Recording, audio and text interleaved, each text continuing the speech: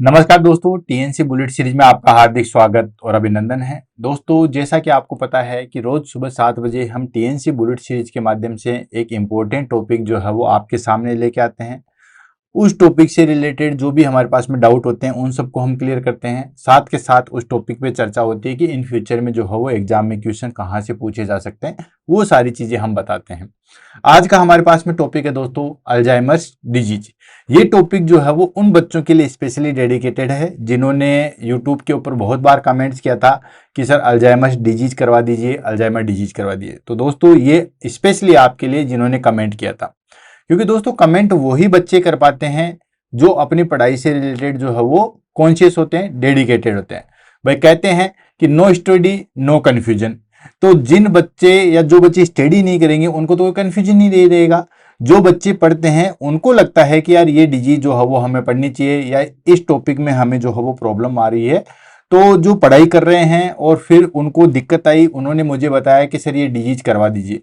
और दूसरी चीज ये भी है कि बहुत सारे बच्चे ऐसे हैं जो पढ़ाई भी करते हैं लेकिन शर्म के मारे जो है वो कमेंट नहीं करते हैं।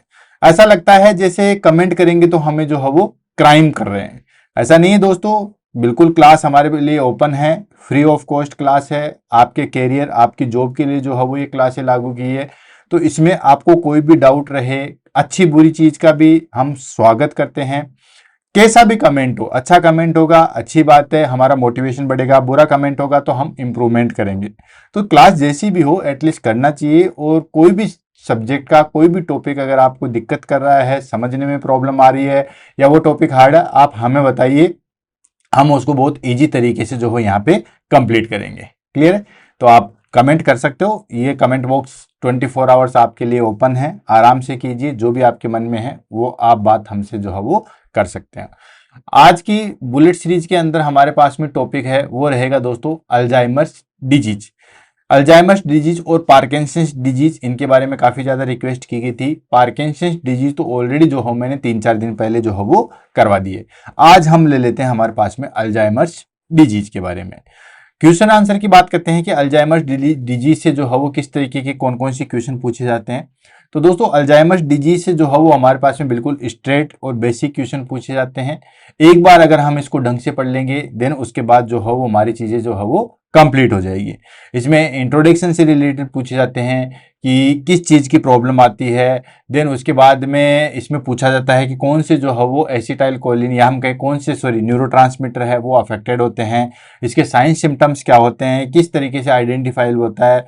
ओल्ड एज में ही जो है वो हमारे पास में अल्जाइमर्स डिजीज क्यों प्रेजेंट होती है। तो ये बिल्कुल जो है वो हमारे पास में बेसिक क्वेश्चन जो है वो पूछे जाते हैं। इन सबको हम कंप्लीट करेंगे। हर एक चीज को इंट्रोडक्शन से शुरू करेंगे, aetiology, risk factor, then clinical features, then diagnostic evaluation, management, सब चीजों को हम जो है वो कंप्लीट करेंगे। सबसे पहले हम ले लेते हैं दोस्तों इसकी डेफिनेशन के बारे में कि अल्जाइमर डिजीज जो है वो हमारे पास में क्या कहती है या अल्जाइमर डिजीज जो है वो क्या होती है। तो दोस्तों अल्जाइमर डिजीज को अभी हम डेफिनेशन तो देखेंगे, लेकिन मैं एक छोटी सी चीज आपको बताना चाहूंगा ताकि सारी चीजें ही जो है वो क्लियर हो जाती है।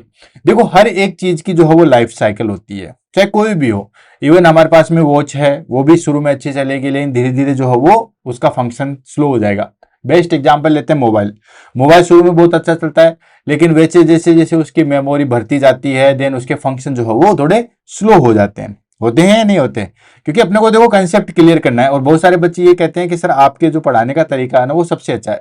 देखो तरीका हमारा यही रहेगा, हमें चीज समझ में आनी चाहिए चाहे आए कैसे भी, ठीक है। क्योंकि मैटर तो हर जगह अवेलेबल है, आपका यूट्यूब पे अवेलेबल है, फेसबुक पे अवेलेबल है, इंस्टाग्राम पे अवेलेबल है, गूगल पे है, आजकल तो चैट जीपीटी है उस पे है, मेटा एआई है, सब जगह है। मैटर खूब है, मैटर की कोई कमी नहीं है।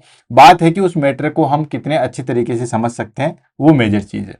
तो जिस तरीके से हमारे पास में मोबाइल है या कोई भी चीज है, मोटरसाइकिल ले लिया, ठीक है अच्छी चल रही है लेकिन धीरे धीरे जैसे जैसे पुरानी होती जाएगी देन वो सर्विस मांगने लग जाएगी, उसका फंक्शन थोड़ा सा डिक्रीज हो जाएगा।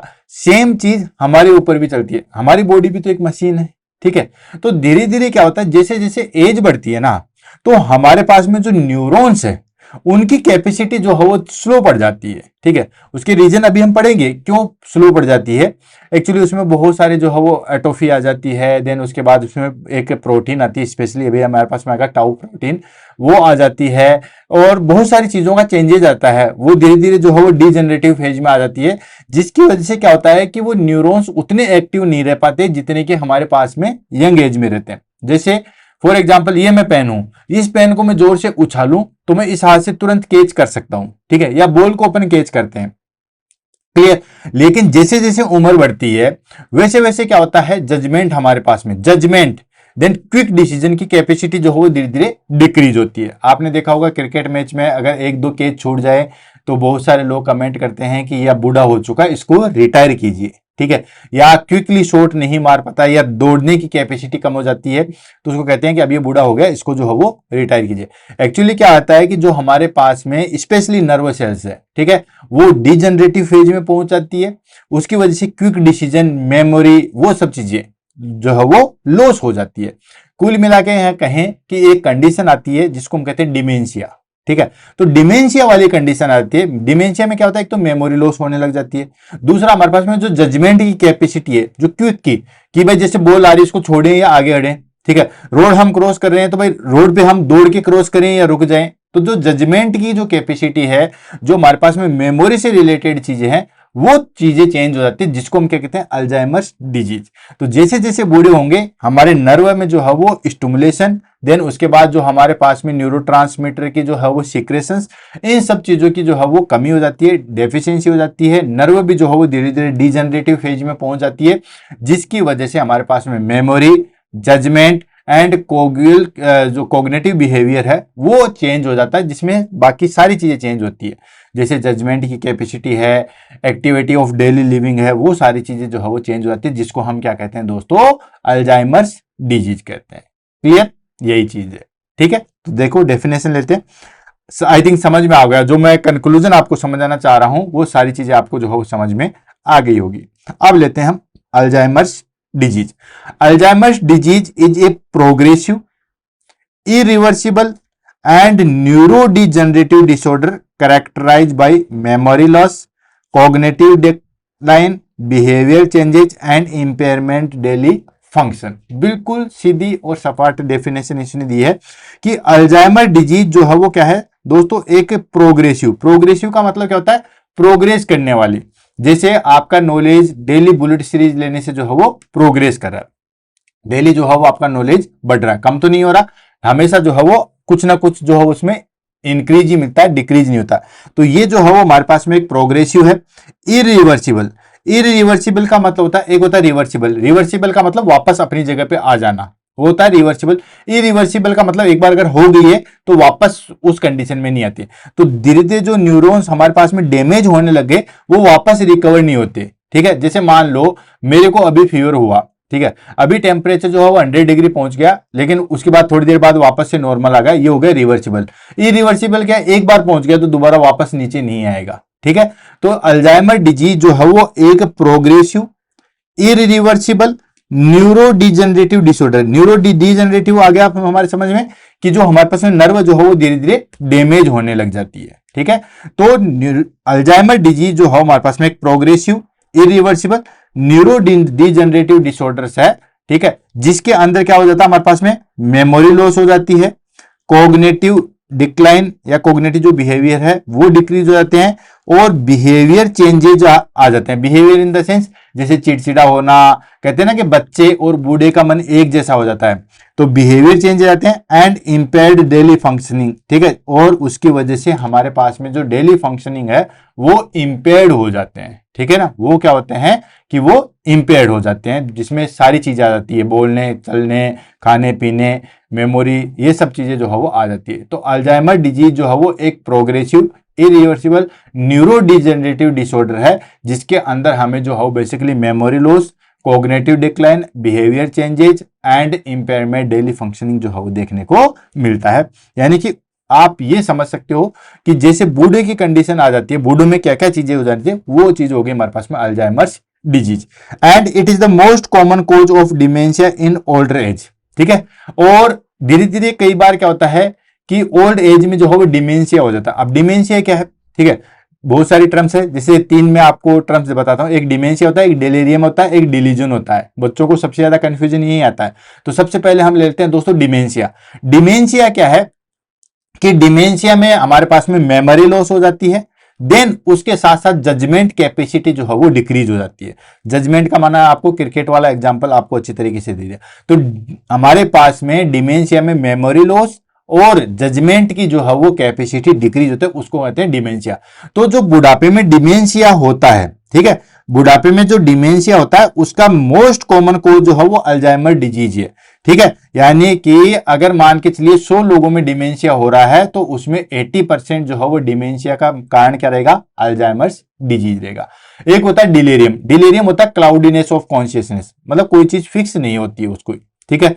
एक होता है हमारे पास में डिल्यूजन। डिल्यूजन क्या होता है, फॉल्स फिक्स बिलीफ, यानी कि वो सोच लेता है कि मैं इंसान खराब हूं, तो फिर वो अपने आप में भी बिलीव कर लेता है। वो सोचता है कि दूसरे लोग मुझे जो है वो मारना चाहते हैं, या दूसरे लोग जो है मेरे बारे में बात करना चाहते हैं। तो ये हो गया हमारे पास में फॉल्स फिक्स बिलीफ, ये होगा हो जाता है हमारे पास में दोस्तों, दैट इज का डिल्यूजन। तो डिमेंशिया, डिलीरियम एंड डिल्यूजन, ये कंडीशन आ गई, और ये हमारे पास में अल्जाइमर डेफिनेशन, अल्जाइमर डिजीज की जो है वो डेफिनेशन हो गई। नेक्स्ट हमारे पास में आ जाता है एपिडेमियोलॉजी। एपिडेमियोलॉजी का मतलब हो गया, जैसे हम बात करते हैं कि वर्ल्ड वाइड देखा जाए या फिर ऑल ओवर इसके बारे में देखा जाए, ठीक है। तो ये हमारे पास में it is the most common cause of dementia 60 to 80% of cases. मैंने आपको थोड़ी देर पहले बताया था कि अगर मान के चलिए 100 लोग होते हैं और 100 लोगों को जो है वो डिमेंशिया होता है, तो उसमें लगभग 60 to 80%, मैंने अभी जस्ट थोड़ी देर पहले बताया कि 80% लोगों को जो है वो डिमेंशिया किसकी वजह से होता है, अल्जाइमर डिजीज की वजह से होता है। देन उसके बाद रिस्क इंक्रीज विथ एज, जैसे जैसे एज बढ़ती है वैसे वैसे जो है वो हमारे पास में रिस्क जो है वो इंक्रीज होता रहता है, स्पेशली आफ्टर 65 ईयर्स। 65 ईयर्स के बाद में जैसे जैसे एज बढ़ेगी वैसे वैसे अल्जाइमर्स डिजीज होने की संभावना जो है वो बढ़ती जाती है। देन मेल जो है वो मोर प्रोन होता है देन टू, सॉरी, फीमेल जो है मोर प्रोन होता है देन टू मेल, यानी कि फीमेल में जो है वो ये ज्यादा प्रेजेंट होता है। Due to longer life span, वो भी किसकी वजह से, ऐसा नहीं है कोई एग्जैक्ट रीजन है, औरतें जो है वो ज्यादा लंबे समय तक जीती है, ठीक है। आदमी बेचारे जिम्मेदारी की वजह से जो है वो मर जाते हैं, हालांकि जिम्मेदारी फीमेल भी लेती है, ऐसा कुछ नहीं है, लेकिन फीमेल की लाइफ स्पैन जो है वो ज्यादा होती है, जिसकी वजह से उनमें ज्यादा देखने को मिलता है। क्यों? क्योंकि ये जो हमारे पास में एज, जो पीक एज दी गई है अल्जाइमर डिजीज की, वो होती है 65 ईयर्स। भाई 65 ईयर्स के बाद में जो है वो ये आगे बढ़ती रहती है। तो 65 ईयर्स, अब फीमेल की लाइफ स्पैन ज्यादा है, फीमेल का एवरेज जो है वो 90 साल 95 साल जीती है, मेल बेचारा 70-75 में जो है वो टपक लेता है। तो फीमेल में जो है लाइफ स्पैन ज्यादा होता है, इसकी वजह से फीमेल में जो है वो ज्यादा देखने को मिलता है। And strong link with family history and certain jeans, ठीक है। कुछ जीन्स होते हैं जैसे ओपो ई है, अल्फा ई, अल्फा 4 है, ठीक है। तो ये कुछ जीन होते हैं, या फैमिली में अगर किसी को अल्जाइमर्स डिजीज है तो उस फैमिली में आगे आने वाली जो संतति है वो जैसे बूढ़ी होगी उसको भी जो है वो अल्जाइमर्स डिजीज होगी। तो ये हमारे पास में एपिडेमियोलॉजी है। डिमेंशिया का सबसे मेन कॉमन कॉज जो है वो अल्जाइमर डिजीज है। रिस्क फैक्टर हमारे पास में एज होती है, ठीक है। जैसे जैसे एज बढ़ेगी, खासतौर से 65 के बाद में जैसे जैसे एज बढ़ेगी वैसे वैसे अल्जाइमर डिजीज होने की संभावना बढ़ जाती है। फीमेल में जो है वो ज्यादा देखने को मिलता है। क्यों? क्योंकि फीमेल का लाइफ स्पान जो है वो ज्यादा होता है। अगर किसी फैमिली में किसी को जो है वो अल्जाइमर डिजीज है, ठीक है, या जेनेटिक कोजेज हैं, तो उनमें भी जो है वो अल्जाइमर डिजीज देखने को मिलेगी। नेक्स्ट आ जाता है हमारे पास में aetiology and risk factor. Aetiology और रिस्क फैक्टर को हम दोनों साथ साथ पढ़ेंगे। क्यों पढ़ेंगे? क्योंकि एग्जैक्ट ईटियोलॉजी जो है वो इसकी नहीं होती है, भाई इसी की वजह से अल्जाइमर डिजीज होता है, जी नहीं, ऐसा कहीं पे कोई भी बुक्स में नहीं लिखा हुआ है। जैसे माइक्रोबैक्टीरियम ट्यूबरकुलाई की वजह से टीबी होता है, ठीक है, साल्मोनेला की वजह से जो है टाइफाइड होता है, ये एग्जैक्ट ईटियोलॉजी है। लेकिन ऐसा हम कोई भी रीजन नहीं कह सकते भाई इसी की वजह से जो है वो अल्जाइमर डिजीज हो रही है, ठीक है। तो ईटियोलॉजी और रिस्क फैक्टर को दोनों को लेते हैं। Exact cause is unknown but some factor are included.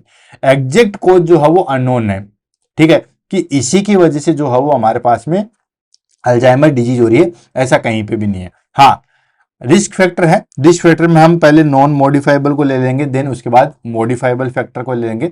Non modifiable factor in the sense हम उनको मॉडिफाई नहीं कर सकते, ठीक है। जैसे मैं आपको कहूं कि ओबेसिटी में जो है वो हमारे पास में जो है वो अल्जाइमर डिजीज प्रेजेंट होती है, तो ओबेसिटी को तो हम चेंज कर सकते हैं भाई, हम चाहें, आदमी चाहे तो क्या नहीं कर सकता, ठीक है। तो ओबेसिटी के लिए तो एक्सरसाइज, डाइट मेंटेन करके अपना वेट रिड्यूस किया जा सकता है, लेकिन मैं कहूंगा कि एज के कारण जो है वो अल्जाइमर डिजीज होती है। अब आप एज को तो चेंज नहीं कर सकते, ऐसा थोड़ी है कि 65 ईयर्स हो गई तो आप चेंज करके उसको जो है 45 पे ले आओगे, जी नहीं दोस्तों। तो ये आ गया नॉन मॉडिफाइबल फैक्टर, मतलब ये हमसे जो है वो चेंज नहीं होंगे। इसमें सबसे पहले आता है एज। एज जो है हमारे पास में सबसे मेजर फैक्टर्स है, ठीक है। जैसे जैसे एज बढ़ेगी वैसे वैसे सारी चीजें बढ़ेगी।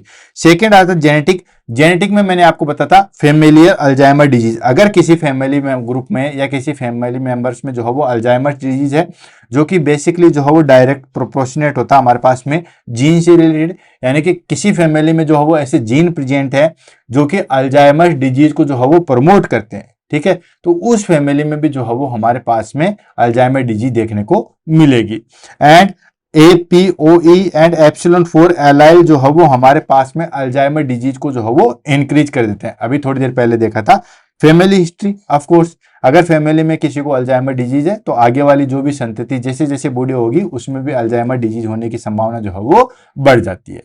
Modifiable factor. Modifiable factor in the sense हम इनको मॉडिफाई कर सकते हैं, हम इनको चेंज कर सकते हैं।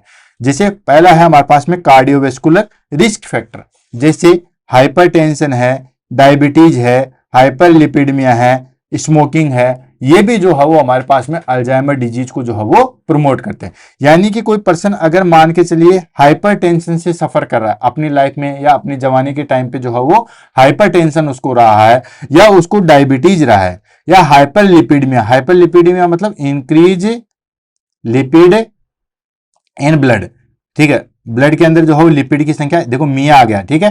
तो अगर हमारे पास में लिपिड की क्वांटिटी या लिपिड जो है वो हमारे पास में ब्लड में ज्यादा रहेगा, जैसे ट्राइग्लिसराइड है, कोलेस्ट्रॉल है, ये सारी चीजें हैं, स्मोकिंग है, अगर ये सारी चीजें हैं, ठीक है, ये सारी की सारी चीजें जो है वो हमारे पास में कार्डियोवेस्कुलर रिस्क, कार्डियोवेस्कुलर डिजीज को इंप्रूव करती है, ठीक है, उसको बढ़ावा देती है। और अगर कोई पर्सन कार्डियोवेस्कुलर से सफर कर रहा है तो फिर उसको अल्जाइमर डिजीज होने की संभावना भी जो है वो बढ़ जाती है। समझ में आ गया? हाइपरटेंशन हुआ, डायबिटीज हुआ, हाइपरलिपिडमिया हुआ, स्मोकिंग हुआ, ये सारे के सारे किसको बढ़ावा देते हैं? कार्डियोवेस्कुलर डिजीज को बढ़ावा देते हैं। और कार्डियोवेस्कुलर डिजीज जो है वो किसको बढ़ावा देती है? ये हमारे पास में अल्जाइमर डिजीज को जो है वो बढ़ावा देती है। तो आप डायरेक्ट भी कह सकते हो कि हाइपरटेंशन है, डायबिटीज है या हाइपरलिपिडमिया है या स्मोकिंग है, ये डायरेक्टली हमारे पास में जो है वो किसको कोज करते हैं दोस्तों? अल्जाइमर डिजीज को कोज करते हैं। Next, head trauma history. अगर मान के चलिए किसी को पास्ट के अंदर जो है वो ब्रेन इंजरी या हेड के अंदर इंजरी हुई है, तो कहीं ना कहीं उस टाइम पे जो है वो हमारे पास में नर्व डैमेज हुई है, ठीक है, न्यूरॉन्स डैमेज हुए हैं, तो उस टाइम पे तो वो इतने ज्यादा एक्टिव नहीं थे, लेकिन जैसे जैसे एज बढ़ेगी तो जल्दी से जो है वो हमारे पास में अल्जाइमर डिजीज आ सकती है। नेक्स्ट हमारे पास में poor education and low cognitive receiver, ठीक है, यानी कि अगर पुअर एजुकेशन है, खाने पीने का सही ध्यान नहीं रखा हो गया, तो इन सब चीजों में जो पर्सन ज्यादा डिप्रेशन में लेता है उसको भी अल्जाइमर डिजीज हो सकती है। तो देखो, बार बार मैं कहता हूं डिप्रेशन तो लेना ही नहीं है, अगर ज्यादा डिप्रेशन लोगे तो फिर अल्जाइमर डिजीज हो जाती है, ठीक है। और आपने देखा भी होगा जो पर्सन सबसे ज्यादा सोचने विचारने वाला है उसमें अल्जाइमर डिजीज जो है वो आपको जल्दी देखने को मिलेगी।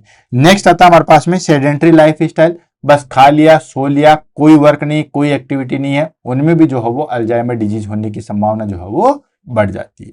क्लियर है?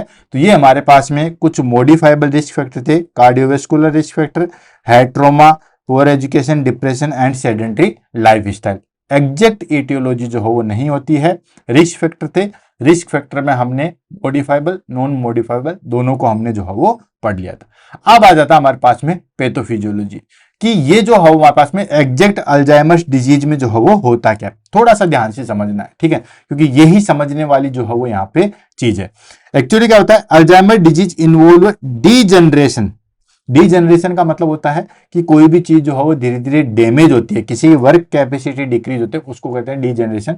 तो Alzheimer disease degeneration of neurons, बस इसी में जो है वो हमारे पास में पूरी चीज कंप्लीट हो जाती है। क्या हो गया कि अल्जाइमर डिजीज में बेसिकली क्या होता है, डीजनरेशन ऑफ न्यूरॉन्स, न्यूरॉन्स का जो है वो डीजनरेशन होता है। ठीक है, जैसे हमारे पास में मोबाइल की जो है वो कैपेसिटी डिक्रीज होती है, वैसे ही जो है वो न्यूरॉन्स की कैपेसिटी वो डीजनरेटिव स्टेज में जो है वो पहुंच जाते हैं। तो अल्जाइमर डिजीज जो है वो हमारे पास में होता है involve degeneration of neurons in the cerebral cortex. कहां पे, जो ब्रेन के अंदर सेरिब्रल कॉर्टेक्स है और जो हिपोकैम्पस है वहां पे।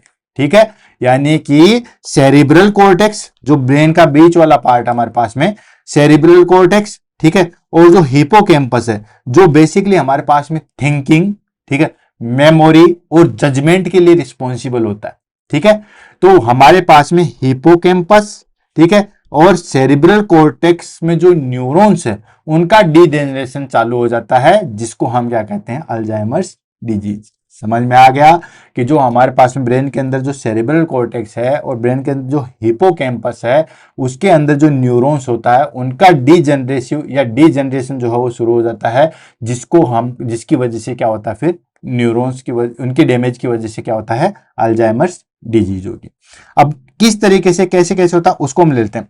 सबसे पहले क्या होता है कि उनके अंदर एमाइलोइड्स प्लेक बन जाते हैं। ठीक है, एमाइलोइड्स प्लेक क्या है, ठीक है, प्लेक तो समझ लो, प्लेक तो होता है कहीं पे भी कोई चीज रुकावट होती है। जैसे ये हमारे पास में कोई ब्लड वेसल्स है, ठीक है, ये हमारे पास में ब्लड वेसल्स है और इसके अंदर यहां पे कोई चीज जम जाए, इसको कहते हैं प्लग फॉर्मेशन। ठीक है, जिसकी वजह से आगे जो है वो हमारे पास में क्या होगा कि ब्लड जो है वो सही तरीके से नहीं जा पाएगा। वैसे हमारे पास में न्यूरॉन्स में भी क्या होता है, प्लेक फॉर्मेशन हो जाता है। ठीक है, ये प्लेक फॉर्मेशन क्या करता है, आगे जो नर्व इंपल्स जाएगी, ठीक है, जो हमारे पास में नर्व इंपल्स है वो सही तरीके से आगे सर्कुलेट नहीं हो पाती है।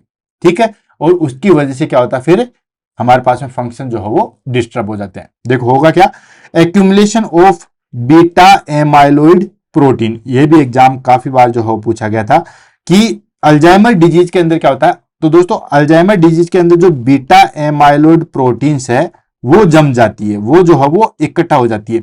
जैसे हमारे पास में कार्डियोवैस्कुलर के अंदर क्या होता है कि कोलेस्ट्रॉल और जो लो डेंसिटी लिपोप्रोटीन है वो जम जाती है और आगे ब्लड सर्कुलेशन जो है वो डिस्टर्ब हो जाता है। ठीक उसी तरीके से इनके अंदर क्या होता है कि जो हमारे पास में न्यूरॉन्स है उनके बीच में बीटा एमाइलोइड प्रोटीन जो है वो हमारे पास में न्यूरॉन्स के बीच में जम जाती है। देखो accumulation of beta एमाइलोइड protein between the neurons, neurons के बीच में जो है वो क्या होता है कि बीटा एमाइलोइड प्रोटीन जो है वो जम जाएगी, जिसकी वजह से क्या होगा, डिस्टर्ब कम्युनिकेशन जो है वो डिस्टर्ब हो जाएगा। तो पहली चीज तो क्या हुई कि एमाइलोइड प्लग बन गए, यानी कि बीटा एमाइलोइड प्रोटीन के जो है वो प्लग बन गए। जैसे मैं यहां पे समझाऊं कि ये हमारे पास में जो है वो न्यूरॉन्स है, ठीक है, ये जैसे हमारे पास में एक नर्वस सेल्स है, ये हमारे पास में नर्वस सेल्स है और दूसरी नर्वस सेल्स जो हो यहाँ पे हम ले लेते हैं, ये दूसरी नर्वस सेल है। ठीक है, तो इनके बीच में जो कम्युनिकेशन होता है, जहां सिनेप्टिक क्लेफ्ट बनते हैं उनके बीच में बीटा एमाइलोइड प्रोटीन जो है वो आके जम जाती है, जिसकी वजह से कम्युनिकेशन जो है वो डिस्टर्ब हो जाता है। ठीक है, देन उसके बाद क्या होगा, न्यूरोफाइब्रेटरी ट्रायंगल्स, यानी कि वहां पे abnormal tau protein inside the neurons, neurons के अंदर जो है वो टेउ प्रोटीन। अब ये टेउ प्रोटीन क्या है, या ताऊ जिसको हम कह सकते हैं, TAU, ये जो ताऊ प्रोटीन क्या होती है कि स्मॉल मोलिक्यूल वाली जो है वो प्रोटीन होती है और ये न्यूरॉन्स के अंदर जो है वो जाके जम जाती है और ये क्या करती है दोस्तों, ये डिस्टर्ब न्यूट्रिएंट्स ट्रांसपोर्टेशन। ठीक है, यानी कि जो नर्व सेल्स को खाना पीना ले जाने के लिए जो चीजें होती है उसको डिस्टर्ब करती है, जिसकी वजह से क्या होगा, न्यूरॉन्स बेचारे मर जाएंगे। भाई ये जो हमारे पास में ताऊ प्रोटीन है वो न्यूरॉन्स के अंदर जम जाती है और ये जो हमारे पास में ताऊ प्रोटीन है ये क्या करती है कि जो न्यूट्रिएंट्स न्यूरॉन के लिए लेके जाते हैं, खाना पीना जो न्यूरॉन्स के लिए लेके आते हैं उसको बंद करते हैं, उसको डिस्टर्ब करते हैं, जिसकी वजह से क्या होता है, उन न्यूरॉन्स का जो है या वो जो नर्वस सेल जो है वो डेथ कर जाती है। ठीक है, देन उसके बाद क्या होता है, थर्ड चीज, न्यूरोट्रांसमीटर डेफिशिएट। ठीक है, स्पेशली जो हमारे पास में एसिटाइल कोलिन है, ठीक है, बहुत सारे न्यूरोट्रांसमीटर आते हैं, जैसे एसिटाइल कोलिन है, गाबा है, डोपामिन है, ठीक है, एड्रेनलिन है, ये न्यूरोट्रांसमीटर है। तो ये बेसिकली क्या करते हैं कि ये हमारे पास में जो एसिटाइल कोलिन है उसका सिक्रेशंस को जो है वो डिक्रीज कर देते हैं, जिसकी वजह से कोलिनर्जिक ट्रांसमिशन हो जाता है। ठीक है, जहां पे फिर एक्टिविटी जो है वो स्लो हो जाती है और इन सब की वजह से फाइनली क्या होता है, ब्रेन में चेंजेस आता है। ब्रेन में क्या क्या चेंजेस होता है, कोर्टिकल ट्रोफी, जो कोर्टेक्स वाला एरिया है उसकी एट्रोफी हो जाती है। एट्रोफी क्या होता है दोस्तों, आपको पता है, ये जैसे हमारे पास में सेल है, ठीक है, तो ये अगर श्रिंक होगी, डैमेज होगी, इसको बोलते हैं एट्रोफी, ठीक है। तो ये जो है वो नेरोइंग हो जाती है, सिकुड़ जाती है, ठीक है। आपने देखा होगा मसल्स की भी एट्रोफी होती है, बुढ़ापे में हाइट थोड़ी सी कम हो जाती है, क्यों? मसल्स एट्रोफी की वजह से, ठीक है। तो इसके अंदर जो हमारे पास में कोर्टेक्स वाला पार्ट है, ब्रेन का जो कोर्टेक्स वाला पार्ट है, उसकी एट्रोफी हो जाती है, वो डैमेज होता है, ठीक है। और वेंट्रिकुलर इनलार्जमेंट, जो हमारे पास में ब्रेन के अंदर वेंट्रिकल है, 4 प्रकार के वेंट्रिकल होते हैं, ठीक है। फर्स्ट सेकंड को आजकल राइट लेफ्ट के नाम से जानते हैं। तो right ventricle, left ventricle, then उसके बाद third ventricle and fourth ventricle. तो जो ब्रेन के अंदर वेंट्रिकल है उनका इनलार्जमेंट हो जाता है एंड हिपोकैम्पल श्रिंकिंग, हिपोकैम्पस वाला पार्ट है वो श्रिंक हो जाता है। ये सारी चीजें जो है वो हमारे पास में किसके अंदर होती है दोस्तों? अल्जाइमर डिजीज के अंदर होती है। फिर से रिपीट कर रहा हूं, अल्जाइमर डिजीज जो है वो आपने देखा कि न्यूरो डिजेनरेटिव जो है वो डिसऑर्डर है। अब इसमें आपको जो है वो 3 चीजें याद रखनी है। क्या क्या चीजें याद रखनी है? पहली चीज आपको रखनी है बीटा एमाइलोइड प्रोटीन, याद रह जाएगा। मैं फिर से रिपीट कर रहा हूं, 3 चीज कौन कौन सी? एक याद रखनी है आपको, बीटा एमाइलोइड, बीटा एमाइलोइड प्रोटीन। दूसरी चीज आपको याद रखनी है दोस्तों, दैट इज कॉल्ड टेउ प्रोटीन, ठीक है। और तीसरा याद रखना आपको डिक्रीज न्यूरोट्रांसमीटर, ठीक है। ये 3 चीज याद रखना। सबसे पहले क्या होता है कि जो बीटा एमाइलोइड प्रोटीन है वो क्या करती है, दोनों नर्व के बीच में आके जो है वो जम जाती है, ठीक है। जो सिनेप्टिक क्लेफ्ट होता है, ऑलरेडी सिनेप्टिक क्लेफ्ट में मैंने आपको बताया, जो दोनों नर्व हैं उनके बीच में आके जो है वो हमारे पास में बीटा एमाइलोइड प्रोटीन जो है वो बीच में बैठ जाती है, जिसकी वजह से क्या होता है, कम्युनिकेशन डिस्टर्ब हो जाता है। इस नर्व से जो इंपल्स है वो इस नर्व तक प्रॉपर नहीं पहुंच पाएंगे, ठीक है। दूसरी चीज क्या होती है, जो हमारे पास में टेउ प्रोटीन है वो क्या करती है, न्यूरॉन्स के अंदर चली जाती है, और न्यूरॉन्स के अंदर चलने के बाद में जब वो जो खाने पीने वाली चीजें हैं, नर्वों को जो लेके खाने पीने वाली चीजें, उसको डिस्टर्ब कर देती है, ठीक है। जिससे हमेशा क्या होता है कि जो नर्व है वो डैमेज होते हैं, या जो नर्व सेल है वो डैमेज होने लग जाएगी, बस उसको खाना पीना नहीं मिलेगा तो वो तो डैमेज ही होगी। तीसरी चीज जो हमारे पास में न्यूरोट्रांसमीटर है, और न्यूरोट्रांसमीटर भी कौन सा है, स्पेशली ध्यान रखना दोस्तों, एसिटाइल कोलिन, ये भी एग्जाम में काफी बार पूछा गया है, ठीक है।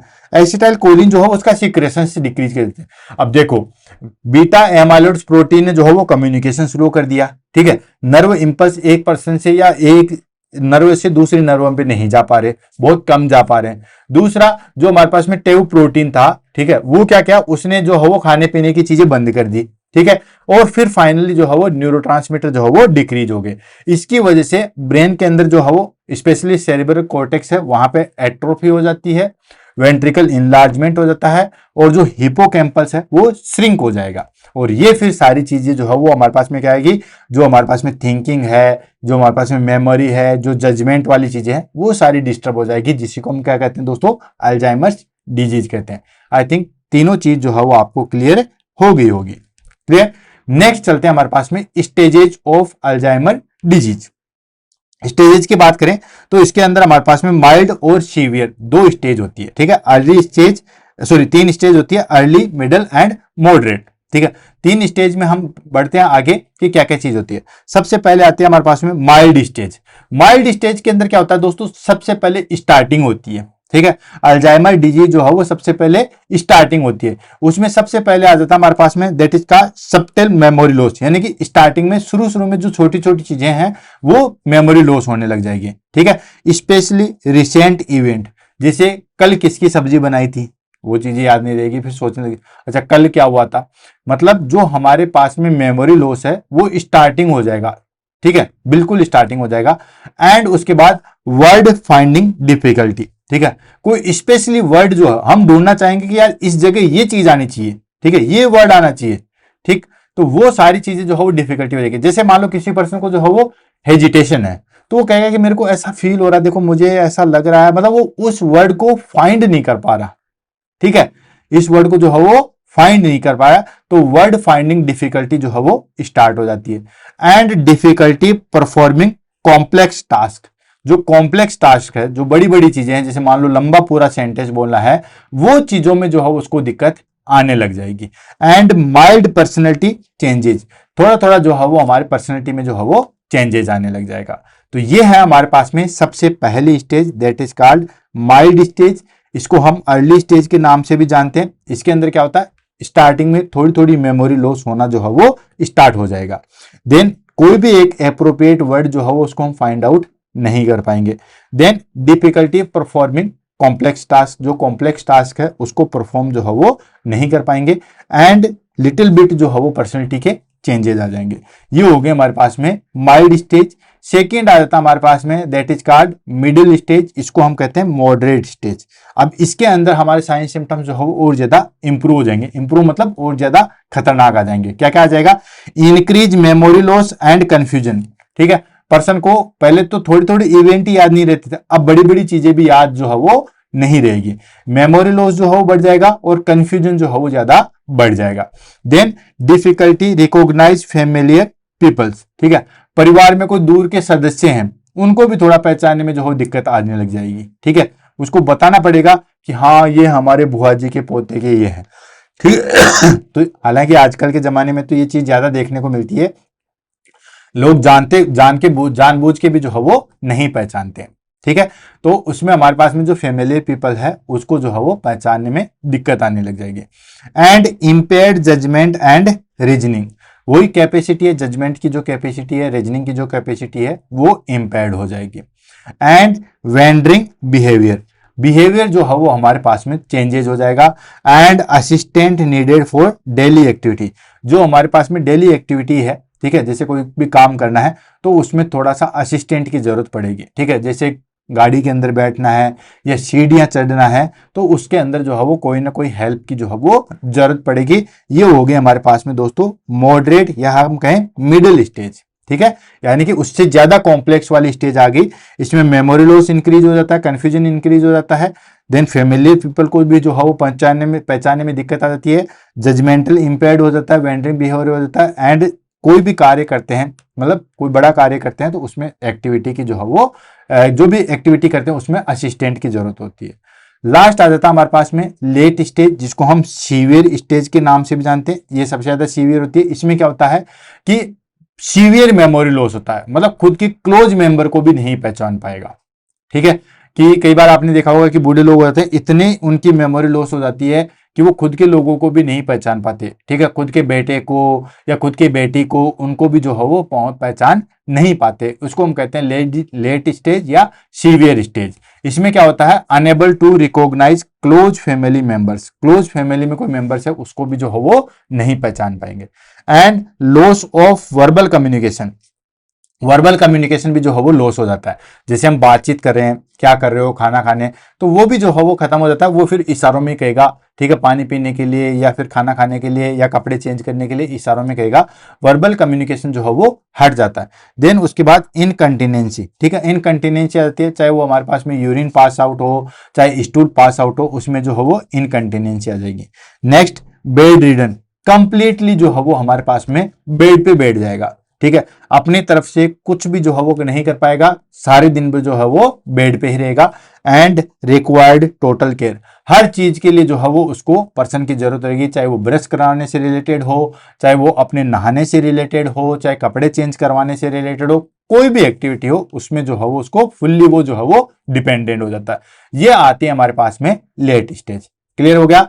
माइल्ड, मॉडरेट, सीवियर, तीन स्टेज थी। माइल्ड था हमारे पास में अर्ली स्टेज थी, जिसमें थोड़ा थोड़ा मेमोरी लॉस होना स्टार्ट हो जाता है। ठीक है, पर्सनैलिटी जो है वो चेंजेस होने लग जाती है। ठीक है, देन उसके बाद में वर्ड फाइंडिंग में दिक्कत आने लग जाती है, कोई एग्जैक्ट वर्ड वो ढूंढ नहीं पाते हैं।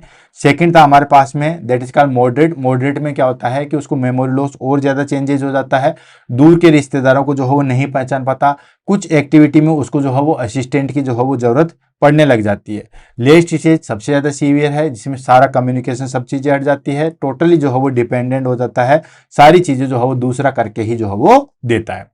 नेक्स्ट आ जाता है हमारे पास में क्लिनिकल फीचर्स। क्लिनिकल फीचर्स जो है वो क्या क्या होते हैं, कैसे आप पता लगाओगे कि उस पर्सन को जो है वो हमारे पास में अल्जाइमर्स डिजीज है।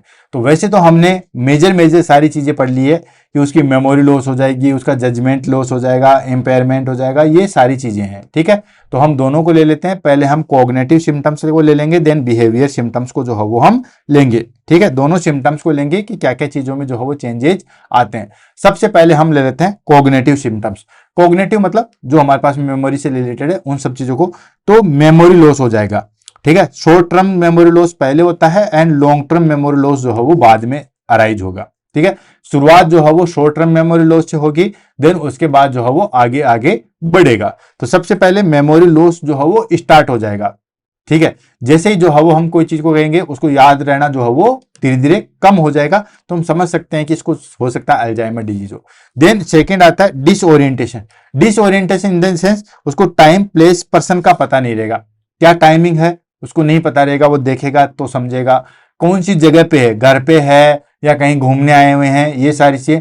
पर्सन, ठीक है, ये पर्सन कौन है, वो पर्सन कौन है, उसको इन चीजों का जो हो पता नहीं रहेगा। तो डिसओरिएंटेशन हमें देखने को मिलेगा। Then impaired problem solving. ठीक है, हमारे पास में जो प्रॉब्लम सॉल्विंग अप्रोच होती है, problem solving approach in the sense कि कोई भी प्रॉब्लम को हम सॉल्व करते हैं कि किस तरीके को ऐसे ऐसे करना है, तो वो इंपेयर्ड हो जाती है। एंड लैंग्वेज डिफिकल्टीज, ठीक है, एफेजिया हो जाता है, बोलने में थोड़ा सा हकलाने लग जाएगा या प्रॉपर जो है वो बोल नहीं पाएगा, या एक बार में जो है वो अपना सेंटेंस पूरा जो है वो नहीं कर पाएगा। ये है हमारे पास में कॉग्निटिव सिम्टम्स। अब आ जाता है हमारे पास में बिहेवियर सिम्टम्स में क्या क्या चेंजेस आते हैं। बिहेवियर सिम्टम्स या हम कहें साइकेट्रिक सिम्टम्स में क्या क्या चीजें चेंज आएगी। पहला आएगा दोस्तों एजिटेशन रहेगा एंड अग्रेशन रहेगा। ठीक है, एजिटेशन रहेगा, अग्रेशन रहेगा, थोड़ी सी चीज बोलोगे गुस्सा सा आ जाएगा। ठीक है, कहते हैं ना कि बुढ़ापे में जो है वो सटिया गया है या बुढ़ा जो है वो सटिया गया, कई बार वो देते हैं। ठीक है, तो वो एग्रीगेशन एजिटेशन होता है। नेक्स्ट, क्लाइंट जो है वो हमेशा डिप्रेशन में रहेगा। ठीक है, कोई ना कोई चीज जो है वो अंदर सोचता रहेगा, डिप्रेशन में रहेगा, एंजाइटी मिलेगी।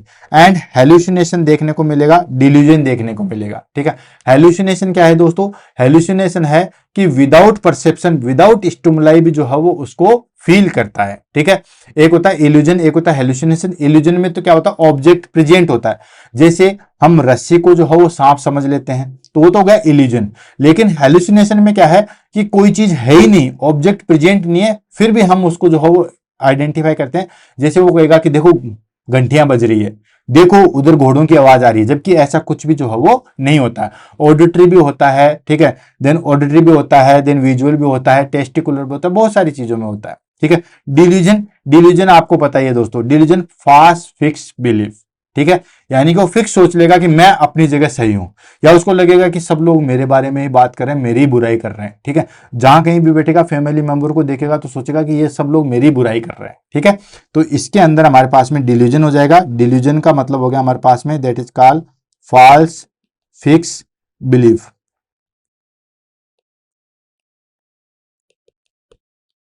ठीक है, फॉल्स फिक्स बिलीफ हो जाएगा, उसको ये लगेगा कि सब लोग मेरे बारे में जो है वो चर्चा कर रहे हैं। ठीक है, नेक्स्ट आता है फंक्शनल इंपेयरमेंट में क्या होता है। फंक्शनल इंपेयरमेंट में आपको पता है कि जो भी उसकी daily activity of daily living, difficulty with activity daily living, यानी कि जो भी वो रोजमर्रा की चीजें कर रहा है, ईटिंग कर रहा है, ड्रेसिंग कर रहा है, टॉयलेटिंग कर रहा है, उन सब में उसको जो है वो दिक्कत आना लग जाएगी या दिक्कत जो है वो आ जाएगी। अभी स्टेज में हमने देखा शुरुआती में उसको कोई दिक्कत नहीं है, लेकिन सेकंड स्टेज में कोई जो काम कर रहा है, जैसे मान लीजिए कि उसको सीढ़ियां चढ़नी है, मेजर वर्क कर रहा है, तो उसमें जो है उसको असिस्टेंट की जरूरत होती है।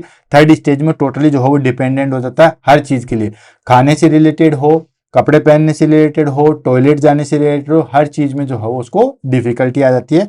इसको हम कहते हैं फंक्शनल इम्पेयरमेंट। ठीक है, तो ये हमारे पास में सारे हो गए। सबसे पहले हमने देखा था दोस्तों कॉग्निटिव, सेकंड था हमारे पास में बिहेवियर या साइकेट्रिक, थर्ड था फंक्शनल इम्पेयरमेंट। सारी चीजों को जो है वो हमने देख लिया। अब आ जाता हमारे पास में डायग्नोसिस, कि कैसे जो है वो हम पता लगाएंगे कि इस पर्सन को जो है वो हमारे पास में अल्जाइमर्स डिजीज है। तो दोस्तों एग्जैक्ट कोई ऐसा टेस्ट नहीं है, जैसे HIV के लिए हम जो है वो वेस्टर्न ब्लॉट ऐसे करते हैं। ठीक है, ऐसे हमारे पास में टाइफाइड के लिए हम विडाल टेस्ट करते हैं। तो ऐसा कोई स्पेसिफिक टेस्ट नहीं है जिससे हम पता लगा सके कि ये पर्सन जो है वो अल्जाइमर डिजीज से जो है वो सफर कर रहा है। एग्जैक्ट कोई भी टेस्ट जो है वो नहीं है। हाँ, इसकी जो क्लिनिकल फीचर्स हैं उसी के आधार पे जो है वो हम फाइंड आउट करते हैं। और ये भी है सारे क्लिनिकल फीचर्स हमने जो है वो देख लिए। नो सिग्नल डेफिनेटिव टेस्ट, ठीक है, कोई भी एक जो है हमारे पास में सिंगल जो है वो टेस्ट नहीं है।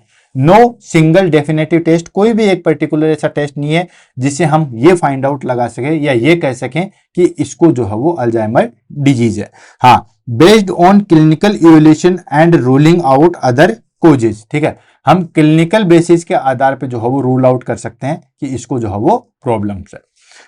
बाकी हिस्ट्री एंड एग्जामिनेशन करेंगे, हिस्ट्री में करेंगे, हिस्ट्री में ये देखेंगे कि आपकी फैमिली मेंबर में किसी को जो है वो कभी अल्जाइमर डिजीज तो नहीं थी, या फिर हम कहेंगे कि आपको कोई कार्डियोवास्कुलर जो है फैक्टर या कार्डियोवास्कुलर डिजीज तो नहीं थी, हाइपरटेंशन वगैरह, डायबिटीज वगैरह ऐसा तो कोई नहीं था।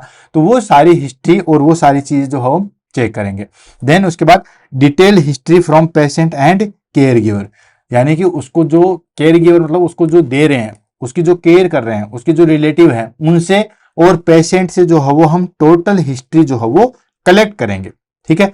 बाकी उसके बाद में एक टेस्ट आता है मेंटल स्टेटस एग्जामिनेशन, वो मैंने आपको ऑलरेडी बुलेट सीरीज के अंदर करवा रखा है, ठीक है, कि किस तरीके से हमारे पास में ब्रेन में या नर्व पेशेंट साइकेट्रिक पेशेंट को जो है वो हम एग्जामिन करते हैं, तो मेंटल स्टेटस एग्जामिनेशन करते हैं, उसमें हम बहुत सारी चीज़ों को जो है वो फाइंड आउट करते हैं।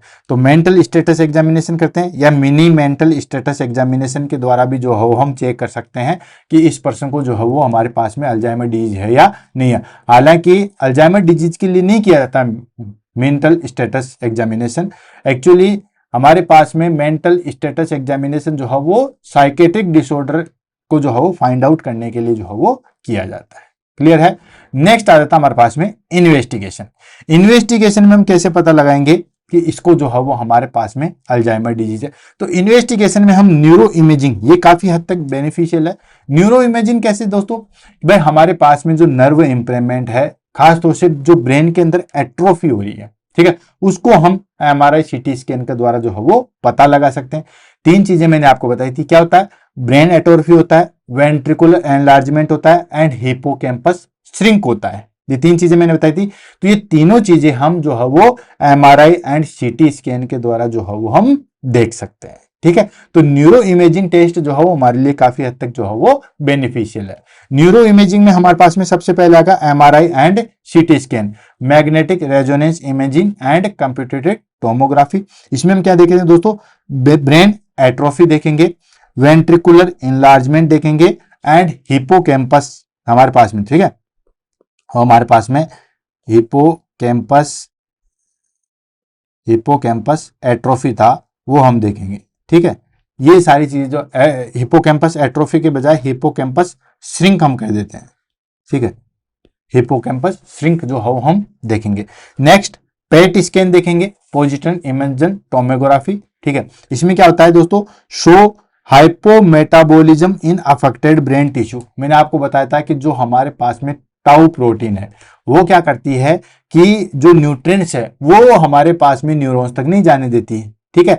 तो जो हमारे पास में हाइपोमेटाबॉलिज्म हो रहा है, ठीक है, ये जो हाइपोमेटाबॉलिज्म हो रहा है वो हम पेट स्कैन के द्वारा जो है वो देख सकते हैं। बाकी हम ब्लड टेस्ट भी करवा के देख सकते हैं। उसमें हमारे पास में रिवर्सिबल कोजेज जो है वो रूल आउट होते हैं, जैसे विटामिन B12 डेफिशिएंसी या थायराइड डिसऑर्डर, ये सब चीजें चेक करते हैं। Cerebro spinal fluid CSF finding देखेंगे, उसके अंदर हमारे पास में डिक्रीज B एमाइलोइड्स जो है देखने को मिलेगा, क्योंकि वो वहां पे जाके जो है वो एक्यूमुलेशन हो जाता है, एंड इंक्रीज टाउ प्रोटीन, ठीक है, ये जो है वो हमें देखने को मिलेगा। तो ये 2 चीजें ध्यान रखना।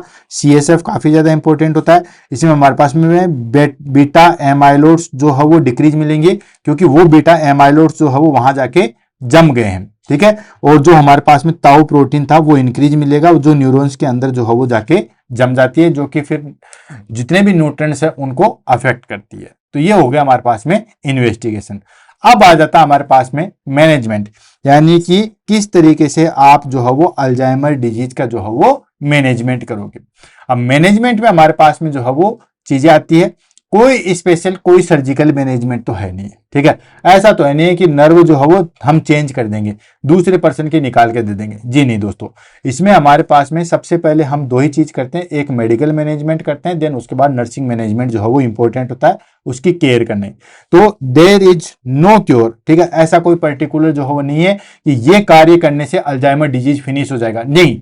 बस यही हो सकता है कि जो अल्जाइमर डिजीज की जो प्रोग्रेस है माइल्ड से मॉडरेट, मॉडरेट से जो सीवियर जा रही है उसको हम स्लो कर सकते हैं।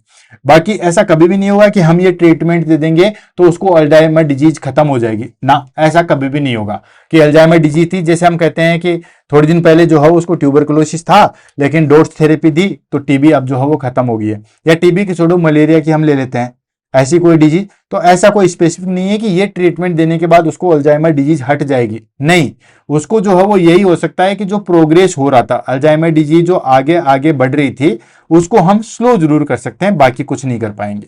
ठीक है, तो देर इज नो क्योर, कोई पर्टिकुलर नहीं है। Treatment aim to slow progression, manage symptoms and support the patient and family, यानी कि ट्रीटमेंट जो है वो क्या करते हैं दोस्तों, प्रोग्रेशन को स्लो कर सकते हैं, जो प्रोग्रेस हो रही है उसको स्लो कर सकते हैं, जो हमारे पास में सिम्टम्स है उसको हम मैनेज कर सकते हैं, एंड पेशेंट और फैमिली मेंबर को जो है वो हम सपोर्ट कर सकते हैं। तो सबसे पहले आज था हमारे पास में फार्माकोलॉजिकल मैनेजमेंट। फार्माकोलॉजिकल मैनेजमेंट में हम क्या करते हैं दोस्तों, कोलिनेटरेज इनहिबिटर देते हैं, ये क्या करते हैं, इंक्रीज एसिटाइल कोलिन करते हैं। जैसे हमारे पास में डोनीपेंजिल आता है, रिवोस्टिमिक आता है, देन ग्लटामिन आता है, ये क्या करता है कि जो हमारे पास में एसिटाइल कोलिन था जो न्यूरोट्रांसमीटर था उसको जो है वो हमारे पास में क्या करते हैं दोस्तों, इंक्रीज करते हैं। क्योंकि हमारे पास में मैंने बताया था 3 कंडीशन, एक हमारे पास में बीटा एमाइलोइड्स प्रोटीन थी वो वहां जमा हो गई जिससे कम्युनिकेशन हट गया, जो हमारे पास में टाउ प्रोटीन था उसकी वजह से जो है हमारे पास में न्यूट्रिएंट्स की डेफिशिएंसी आ गई, और एसिटाइल कोलिन जो है वो डिक्रीज होता है। तो ये ड्रग्स देके हम एसिटाइल कोलिन को जो है वो इंक्रीज कर सकते हैं। देन उसके बाद आता है हमारे पास में NMDA, N methyl D aspartate receptor antagonist देते हैं। ये क्या करता है कि जो हमारे पास में एक्स्ट्रोटॉक्सिसिटी है उसको जो है वो डिक्रीज करता है। ठीक है, यानी कि नम्डा रिसेप्टर एंटागोनिस्ट देते हैं जो कि हमारे पास में एक्साइटोटॉक्सिसिटी है उसको डिक्रीज करेगा ताकि नर्व जो है वो ज्यादा डैमेज ना हो। ठीक है, जैसे हमारे पास में जो है वो क्या होता है, मेंटामेन। एंड एंटी डिप्रेसेंट देंगे, क्लाइंट जो है वो डिप्रेशन में रहता है, आपको पता ही है। ठीक है, एंजाइटी डिप्रेशन में रहता है तो उसमें हम जो है एंटी डिप्रेशन देते हैं, SSRI देते हैं, selective serotonin rehabilitate reuptake inhibitor. ठीक है, सेरोटिन सेलेक्टिव रीअपटेक इनहिबिटर। ठीक है, SSRI जो है वो दी जाती है। देन उसके बाद एंटी साइकोटिक ड्रग्स दी जाती है, बट ये हमेशा सावधानी के साथ देना चाहिए, और एंटी एंजाइटी ड्रग्स जो है वो दी जाती है क्योंकि क्लाइंट डिप्रेशन में रहता है। ठीक है, साइकेट्रिक है तो एंटी साइकोटिक देते हैं, और एंजाइटी रिड्यूस करने के लिए भी जो है हम देते हैं। तो ये चीज आ गई हमारे पास में मैनेजमेंट। नॉन फार्माकोलॉजिकल मैनेजमेंट में हम क्या कर सकते हैं, वही हमारे पास में एक तरीके से नर्सिंग केयर वाला। तो नॉन फार्माकोलॉजिकल मैनेजमेंट में हम क्या करेंगे दोस्तों, सबसे पहले कोग्निटिव स्टिमुलेशन थेरेपी देते हैं। ठीक है, जैसे आपको पता है कि हमारे पास में साइकेट्रिक इलनेस जो भी होती है उसमें behaviour therapy, cognitive stimulation therapy, उसमें एक्टिविटी करवा के उसकी चीजों को जो है वो इंप्रूव किया जाता है। एंड उसके बाद रियलिटी ओरिएंटेशन थेरेपी देते हैं। Reality orientation therapy in the sense कि जो चीज एग्जैक्ट होती है, एक्चुअली क्या होता है कि क्लाइंट उस चीज को मानने के लिए तैयार नहीं होता। अगर हम कहते हैं कि आप बैठे रहो आपकी मेमोरी काम नहीं करे तो वो उस चीज को नहीं मानेगा। बूढ़े लोग उस चीज को नेगेटिव ले जाएंगे कि अरे कैसे कर रहे हो तुम लोग, ठीक है, मैंने आप लोगों को इतना बड़ा कर दिया तुम मुझे ऐसे कह रहे हो कि मैं पागल हो गया, वो चीज नहीं मानेगा। तो उसको जो है वो रियलिटी से जो है वो ओरिएंटेशन कराया जाता है। उसको ये मानना बड़ा डिफिकल्ट होता है कि आप बूढ़े हो चुके हो, आपकी मेमोरी थोड़ी कम है, काम करती है, वो नहीं मानेंगे। तो उसके लिए रियलिटी ओरिएंटेशन थेरेपी जो है वो दी जाती है। And environmental modification, environmental modification में क्या करेंगे कि दोस्तों आपको पता है कि जब उसके पास में एक्टिविटी ऑफ डेली लिविंग जो है वो सही तरीके से नहीं हो पाती है, ठीक है, तो उसके आसपास जो भी सराउंडिंग चीजें हैं उसको लेबल करके रखेंगे, कहाँ पे वॉशरूम है वो लेबल करके रखेंगे, हैंड वॉश का कहाँ पे है, क्योंकि वो भूल जाता है, उनकी मेमोरी जो है वो लॉस हो चुकी है। तो स्पेशली जो थर्ड स्टेज में जाता है तो उसमें सारी चीज गजनी बन जाते हैं। तो गजनी में जिस तरीके से गजनी ने सारी चीज नहीं लिख रखी थी अपने शरीर के ऊपर, वैसे लेबल करके रखते हैं कि कौन सी चीज जो है वो कहाँ पे है। एंड उसके बाद जो है वो हमारे पास में रेगुलर रूटीन जो भी चीजें हैं, एक्टिविटी है, वो सारी चीजें करेंगे। And care giver education and support, जो उसको दे रहा है, जो उसको हेल्प कर रहा है, हर एक्टिविटी में हेल्प कर रहा है, उसकी देखभाल कर रहा है, उसकी भी एजुकेशन की जो है वो जरूरत है। क्यों? क्योंकि कई बार वो भी जो है वो कहता है कि यार सब कुछ अच्छा खासा तो दिख रहा है। भाई किसी की टांग टूटी हुई है, उसको हम सपोर्ट देते हैं तो समझ में आता है कि हाँ इसकी टांग टूटी हुई, लेकिन देखने में लगता है कि उसकी टांग बिल्कुल ओके है, फिर हम उसको सपोर्ट कर रहे हैं तो थोड़ा सा ऑकवर्ड लगेगा। लेकिन ये चीज जो है उसको समझानी पड़ेगी कि हाँ बिल्कुल ये चीजें जो है वो होती है। नेक्स्ट आता है हमारे पास में life style and supportive care. Life style and supportive care में सबसे पहले जो है वो हेल्दी डाइट। हेल्थी डाइट में आते हैं हमारे पास में मेडिटेरेनियन डाइट। मेडिटेरेनियन डाइट जो है वो क्या होती है दोस्तों, ये डाइट होती है बेसिक प्लांट बेस्ड होती है, यानी कि जितनी ज्यादा हो सके उतने जो है वो हमारे पास में प्लांट बेस्ड जो डाइट होती है, फल फ्रूट वगैरह ये सारी चीजें। देन उसके बाद रेगुलर एक्सरसाइज रखते हैं, सोशल इंटरेक्शन रखते हैं, एक दूसरे से मेल मिलाप, वो सारी चीजें, ताकि क्लाइंट जो है वो डिप्रेशन में ना जा पाए। एंड एडुकेट स्लीप, प्रॉपर जो है वो स्लीप होनी चाहिए। ठीक है, तो healthy diet, regular exercise, social interaction, adequate diet जो है वो हम देते हैं। क्या क्या कॉम्प्लिकेशन हो सकते हैं अगर अल्जाइमर डिजीज को जो है वो ठीक नहीं किया गया? हालांकि पहली चीज तो अल्जाइमर डिजीज जो है वो ठीक नहीं होती है, हाँ उसकी हम प्रोग्रेस को स्लो कर सकते हैं। लेकिन अल्जाइमर डिजीज के कारण जो है वो कौन कौन सी चीजें हो सकती है, तो दोस्तों आपको बताइए क्या क्या चीजें हो सकती है। पहली चीज तो आते हैं कंप्लीट डिपेंडेंसी, यानी कि जैसे जैसे जो है वो अल्जाइमर डिजीज आगे बढ़ती है, mild to moderate, moderate to severe में जाती है, तो सीवियर में जाते जाते जो है वो टोटली डिपेंडेंसी आ जाती है। Dependency, dependency in the sense कि वो दूसरे लोगों पे के ऊपर ही जो है वो निर्भर हो जाता है। Then malnutrition and dehydration, ठीक है, खाना पीना वो अपना कम कर देता है, जिसकी वजह से माल न्यूट्रिशन हो जाएगा, डिहाइड्रेशन हो जाएगा, और इन्फेक्शन आ जाते हैं। इन्फेक्शन इम्यूनिटी की वजह से भी हो जाते हैं, और जैसे जैसे जो है वो हमारे पास में जो है वो एक्टिविटी डिक्रीज हो जाती है, एक्सरसाइज वगैरह डिक्रीज हो जाती है, तो उसकी वजह से इन्फेक्शन, जिसमें जैसे निमोनिया है, यूरिनरी ट्रैक इन्फेक्शन है, वो हमें देखने को मिलेगा। देन फॉल्स एंड इंजरी हमें देखने को मिलेगी, ठीक है, क्योंकि क्लाइंट खुद से जो है वो आगे कार्य नहीं कर पाता है, तो कहीं पे भी गिर सकता है, कोई भी इंजरी हो सकती है।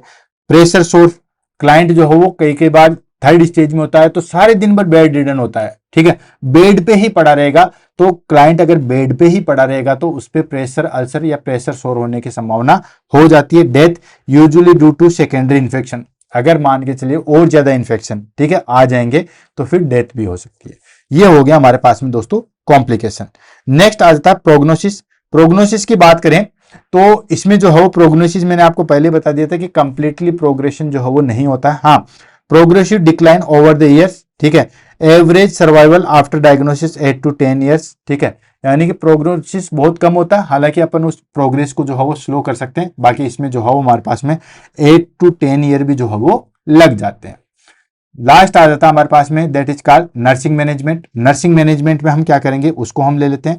तो नर्सिंग मैनेजमेंट में हमारे पास में आ जाता है दोस्तों, सबसे पहले हम असेसमेंट करेंगे, और असेसमेंट में आपको पता ही है क्या क्या करेंगे, कोग्निटिव, बिहेवियर, फंक्शनल, ये सारी चीजें देखेंगे।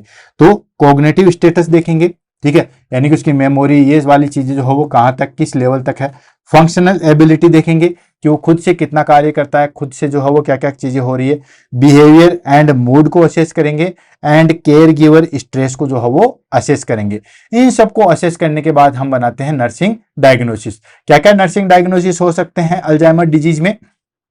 पहला नर्सिंग डायग्नोसिस होता है impaired memory. Of course impaired memory तो हो ही रही है, ठीक है, तो ये हमारे पास में इंपेयर्ड मेमोरी थे। और कोई भी नर्सिंग डायग्नोसिस होता है तो नर्सिंग डायग्नोसिस दोस्तों नंदा, ठीक है, नंदा के ऊपर जो है वो डिपेंड होता है, यानी कि नंदा को हम फॉलो करते हैं, nursing north American nursing diagnosis association, ठीक है, नंदा को हम फॉलो करते हैं। कैसे नर्सिंग डायग्नोसिस बनाते हैं वो ऑलरेडी मैंने बुलेट सीरीज के अंदर करवा रखा है। कोई भी नर्सिंग डायग्नोसिस होता है उसके अंदर तीन चीजें आती है। तीन चीजें कौन सी आती है? पहली चीज आती है हमारे पास में कि प्रॉब्लम क्या है, जैसे इंपेयर्ड मेमोरी, ठीक है, देन उसकी वो किसकी वजह से होता है, तो impaired memory due to neurodegenerative disorder या डैमेज द न्यूरॉन्स, उसकी वजह से आती है। देन उसका हम पता कैसे लगाएंगे, वो आता है हमारे पास में थर्ड चीज में। तो देन कंप्लीट डायग्नोसिस कैसे हो जाएगा? कंप्लीट डायग्नोसिस हो जाएगा जैसे impaired memory loss due to nerve damage as evidence by change the neuro functional या चेंज द मेमोरी फंक्शन, ठीक है, या चेंज द मेमोरी या चेंज द बिहेवियर, कुछ भी हो सकता है, ठीक है। तो ये तीन चीजें जो है हमारे पास में नर्सिंग डायग्नोसिस में आती है।